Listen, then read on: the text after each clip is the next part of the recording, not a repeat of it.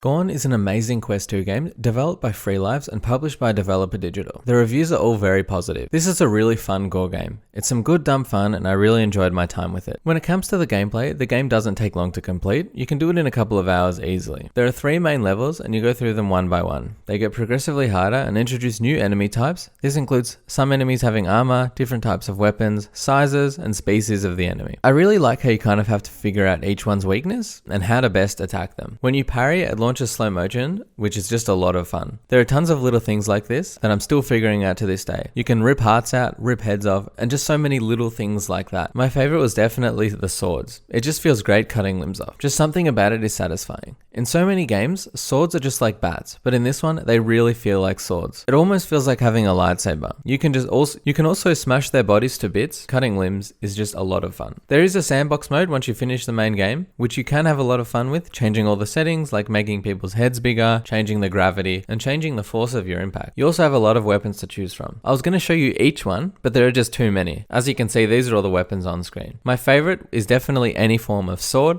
as well as the giant sword. You can literally cut people in half. But how does it run on the Quest 2? Well, it runs amazing. I will say it does feel like a mobile game, like most Quest games do, but I'm very pleased with how it runs natively. I played a bit on using virtual desktop on the PC, and I did notice it did look a lot better on desktop, especially when it comes to things like 3D and little details. But that said, it runs just fine on the Quest 2, and honestly, it doesn't matter either way which one I play. The default controls are not good. I changed to locomotion immediately. By default, it works kind of like ski poles. Apparently they're like that because something to do with PlayStation VR's magic vibrator not having a joystick, but you can change it, which is nice. The hands do feel very 3 years ago. You press a button to snap them open and shut, and it feels nice just being able to have your hand by default closed on a sword so you don't have to constantly press down for extended periods. The hands also feel very bricky and snappy. They are also floating, and you don't have a body. You can make gestures as well with a click of a button. When it comes to post-game content, there's an underground level for sandbox, and you can customize heads, gravity, and damage, and you can have a lot of fun playing around with it. For me, I love jumping back in and just playing with swords. In conclusion, I really enjoyed this game. The best way to categorize it is just dumb fun. You should definitely check it out. It would be amazing if they could extrapolate this into a full game with full levels. I do return to it every now and then, but unfortunately there isn't much to do once you beat the main levels. Either way, I think this is a great Quest 2 native game and you should definitely check it out.